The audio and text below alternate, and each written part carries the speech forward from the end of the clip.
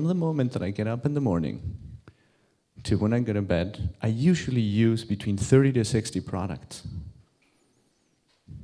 And it's usually, it comes with somewhere between 8 to 12 services, whether it's a public service, whether it's email, whether it's doing something on my computer, calling the bank. And this is probably not very different from what your day looks like. So from when you wake up in the morning, whether in a hammock or a bed or wherever you sleep, till the moment you go to bed, it's probably something like this. Who makes all this stuff? Who designs and makes all of this stuff that we use every day? Because it's not Volkswagen, it's not Google, it's actual people. Each one of the products and services and things that you use every day has been thought of by someone, was thought of at first in a particular format, and then it evolved. Now, I'm going to throw to you that over the next 50 years, who makes and how they make the things that we all use every day is going to change dramatically. Before we jump 50 years forward, let me take you back 50 years. Then we're going to come back to today, and then we'll use that as a platform to move forward. Okay? So stick with me. This is the space that is very common 50, 60 years ago for designers and makers of things. So, that's a famous space where some really interesting furniture was done in the 60s, and of course Walt Disney, and you see a couple of designers working here in cars in the late 50s.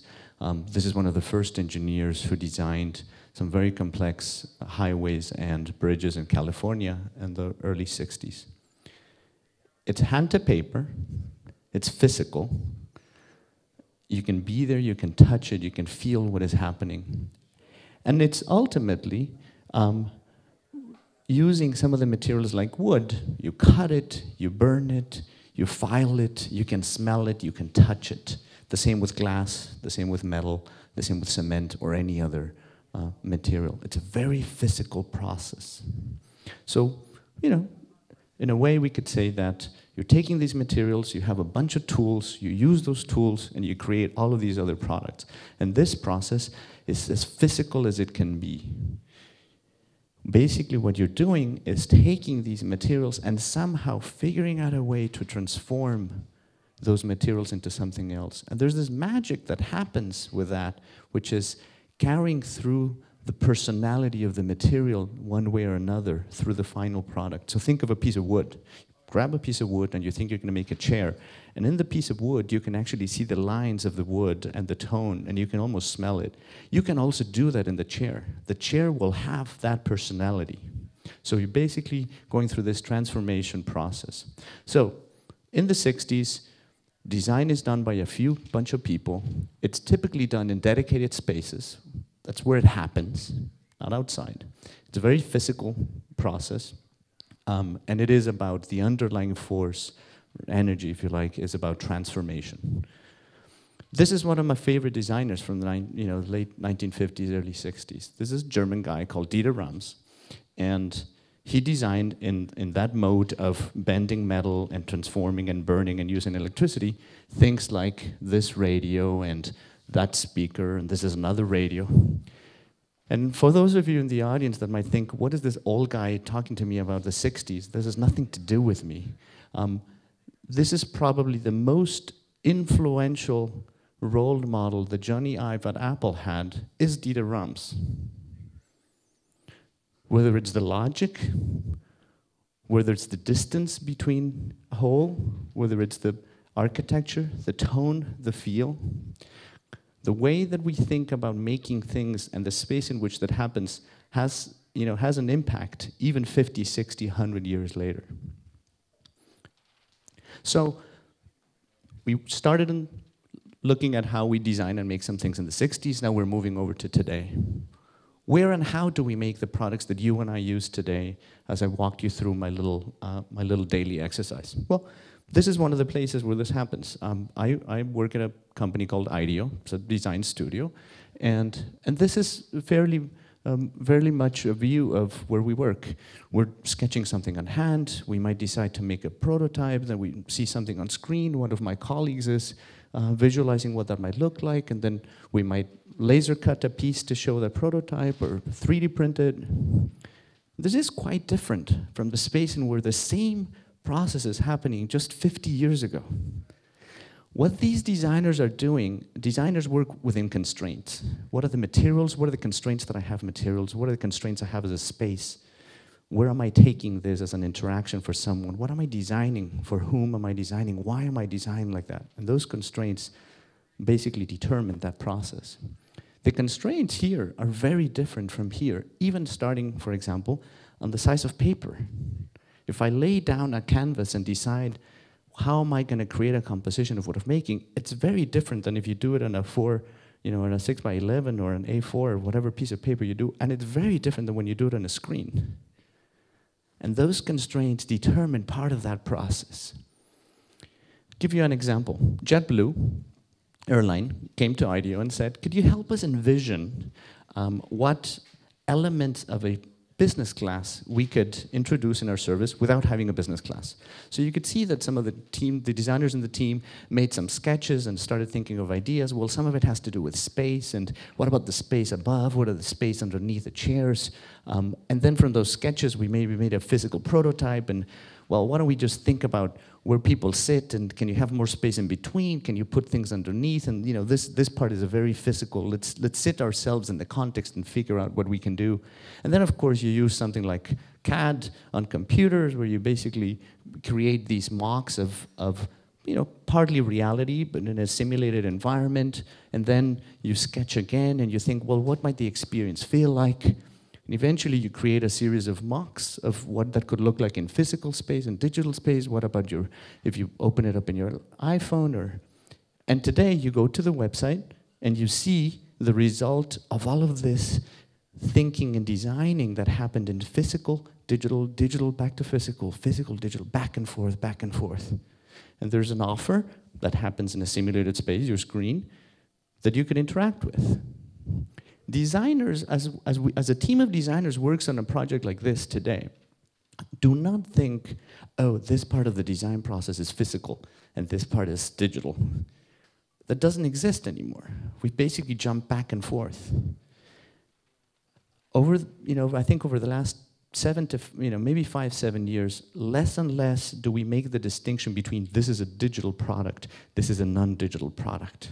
That border is starting to blur. We've designed products that are out in the market, probably around 100, 110 over the last 2 years. Half of them are digital. It is this type of output that comes. Designers are today working in this, the way we do things is this physical, digital continuum, if you like, and you don't make the distinctions. And the way you deal with constraints in a physical space, in this environment of cut wood, of used metal, of this very physical space, is completely different than what we're doing in the digital space. But we don't make a distinction.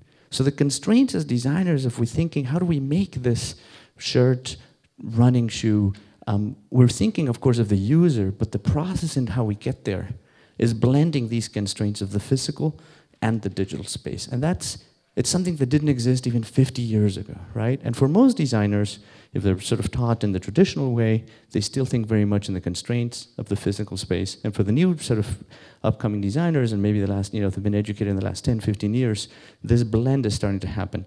Now, the young ones that are just starting to get into design are more and more influenced of thinking in this simulated space. So this is what the service looks like. Now, this allows then for many more people to start thinking, designing, and building. For example, startups. The reason that you can have an incubator with 50 startups or 400 startups at a place like Cambridge Innovation Center or General Assembly or Rocketspace is because you can have now in a simulated space a series of interesting minds, like many of you, creating and building a product or a company, sometimes going physical, sometimes not going physical. And again, this is quite different from what we saw from just 50 years ago. The constraints are different, but what we can do and where it's happening is different. Now, at this point, we have a broader set of people practicing design and making things. And as many of you might know, this starts to change dramatically when we have things like 3D printers. So over the last year and a half, we've had 4 different types of 3D printers. Now, the magic of this is that for $2,000, you can have one of these babies on your kitchen table, and either you, or for some of you, your 13-year-old, can create a simple sketch, introduce that into the machine, and basically make anything you want somewhere between 6 and 9 inches. Think about that. Who's thinking of the design, who's practicing the design, and who is making the thing suddenly can happen in your kitchen for $2,000, not $200 million to create a factory. What are the constraints that this individual or you are operating under in the creative design process? That's an interesting question. How is that different from a group of special, very well-trained people doing it? And of course, some people are doing interesting things like sculptures and jewelry and furniture. Others like Drac and Gangau, these European designers, are doing this mix of past and future. They took these copies of Flintstones, scanned them, and then created this 3D printed handles, especially designed for each Flintstone, which I think is fascinating. And others, like this group of engineers in Winnipeg, this is the first 3D printed car.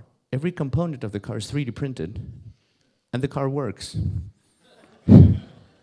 Is this scalable today? Of course not. But there's a very different context in which you design and make things. So we started in this physical space where we had these materials, tools, and eventually we created products, and suddenly we have the ability as tools to think of data. Because at the end, what you're doing is you're basically taking an aspect of that material, simulating certain characteristics of that aspect, and then with that, you're creating something else. And that data, of course, it could be sound, it can be music. At the end of the day, as we know, it's ones and zeros. And we say, well, of course we know it's ones and zeros, but it actually, it's a significant shift in the mindset of how we design and make things. Of course, now we know we have a completely new line of products that didn't exist 50 years ago. Now, here's the magic in a very complementary way with what we described in the 60s. Today, Catherine can create a piece of art, a piece of music, an image, and send it to John, and it will be exactly the same object. Why? Because we've reduced characteristics of what Catherine did into its most elemental way of measuring it or quantifying it, which is, it is or it isn't. Somebody decided a 1 and a 0. It could be anything else, blue or red. And with that, we can now transmit it over, and then John can have exactly the same thing. We couldn't do that 60 years ago because the chair we made carried the personality of the wood. And you could not make 2 chairs that were exactly the same because that piece of wood only had the personality of that piece of wood was unique. So there's this element of capacity to do it, but there's also this loss of personality. Now, of course, you see that all of these products that we create, at the same time, then those become materials, and you see the cycle now happening, which obviously explodes into everything we have today. Okay, so design today is done by practice by many more, but for certain specialty things, gladly, there's still the need for some of us. Now it's increasingly distributed. It's not just happening in a studio or a professional office, but it's happening in incubators, it's happening in your house, or it could happen in your house if Santa Claus is generous with you. And it's indistinguishably physical and digital. Like we said, we jump back and forth. So if the driving force of how we deal with constraints as designers in the 60s was transformation, now we add to that force a second driving force, which is simulation. We take elements of objects, products, materials, simulate an environment, and create with that. So then the question is, what's next? What is another element of driving force that we add to transformation and simulation? And the great thing about saying something about the future is that you're always wrong. And I'll give you 2 good examples about it. Some of you might remember this quote. So, you're always wrong, and that's great. The second part about saying something about the future is there's always a place where you can go to find the answer, and that, of course, is mushrooms. And not those types of mushrooms, different types of mushrooms.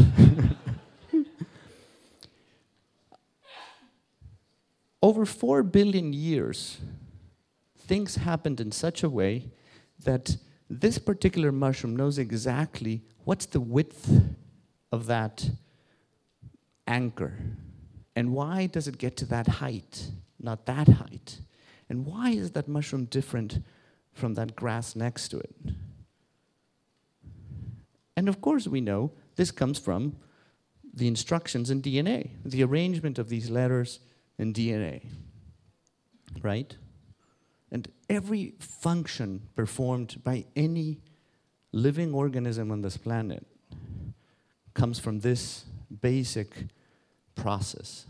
And more, if you like, surprisingly, comes from that unique individual first cell or sets of cells. And then it obviously evolves over time. So you have big companies now pushing forward on this knowledge, like in this case, Shell, creating biofuels, basically creating new life forms applied to the energy system. This requires a lot of money, big infrastructure. Think a little bit like the first IBM corporate office. This is big. It's not for everybody. This is where it happens, and it very much feels like, an IBM or you can imagine one of the first computer centers where you're basically using technology, big machinery, in capital-intensive ways to understand these instructions and then do something on these instructions. But this is also starting to change. I'll give you one example. We asked 5 designers at IDEO to submit a pattern that they thought was interesting. And this is what 5 of them came up with. I'll give you an example with the one on the right. So my friend Kieran submitted this one, and we took that pattern. And if you pick one of those 5 little shapes that is up, and you follow that shape, we basically we created a stencil and grew bacteria in the shape of that pattern. So you can see those little white dots growing up there.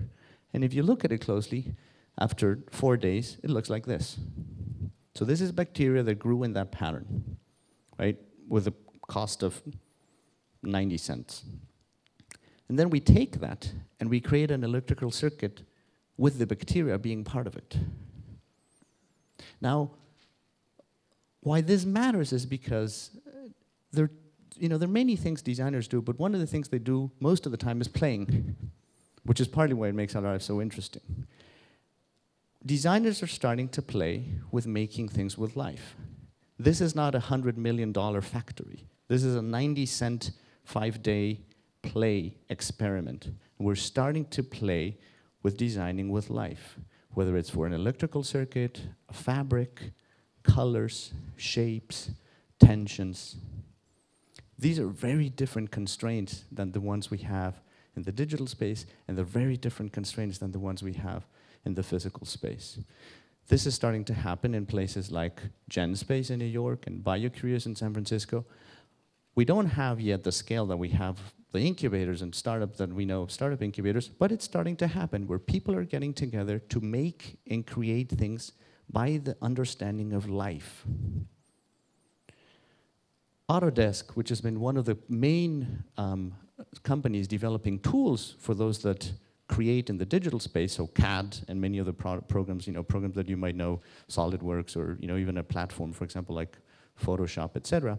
They're starting to create tools for this new type of constraint. So in this case, they partnered with an architect, David Benjamin, where he could basically take information of how bacteria evolves and use that information to create new building materials that could respond more to the environment than the buildings that have today. They've also created the first platform, just like the platform that you have right now on your iPhone or your smartphone, where you have, some of you 10, some of you 100 apps. This is the first platform for applications, apps, for synthetic biologists. So the apps that you have today that allow you to cut and paste and take your Instagram photo and change the hue and change the tone and share it with someone starts to look 30, 40, 50 years out as an app that you have where you actually take this particular part of a living organism, you combine it with something else, and you have someone else print it for it so that when you get home, you have a shirt made with a living organism that you decide that's the one you want to make, that you probably can recycle at the end of the day. Artists like Susan Lee are starting to create things in this way. So this is made out of bacteria. She basically grows this thing in a tub, and she builds this set of fabrics. This is not a $20 million factory.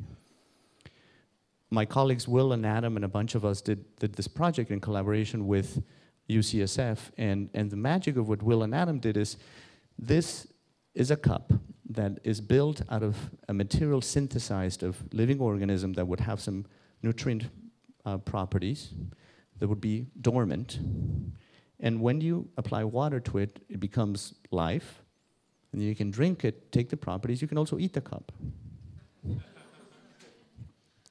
We're creating this is another concept that they did together with UCSF, a series of beauty products that incorporate the genetic material of the bacteria on your skin into them.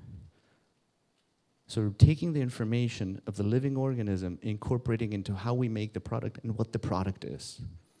Others are starting to think, how do we grow buildings? What are the scaffolds that we use to grow buildings? Just like we're thinking today of building bone in medicine or tissue, why should we be growing buildings? When you think about it, buildings are some of the most static pieces in our lives every day. They do not adjust to what happens inside, and they do not adapt to what happens outside. As we start having materials to grow them, we will start having things that look like this.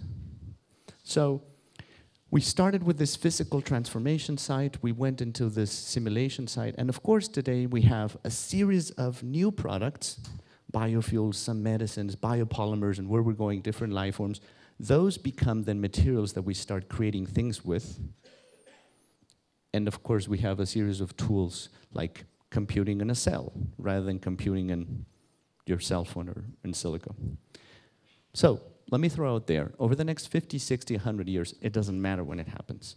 Many more are going to be designing and making things, including you and me. It's going to be happening in many more places without you necessarily knowing. It could be happening on your clothes as you go to work. It could be happening in your car. It could be happening on the way back. It could be happening anywhere, really. And the process is going to be indistinguishably analog, physical, analog, digital. Just like we said before with the physical, digital. And the driving force then that we need to add to transformation and simulation is evolution. And the constraints are very different. And I'll give you one short example.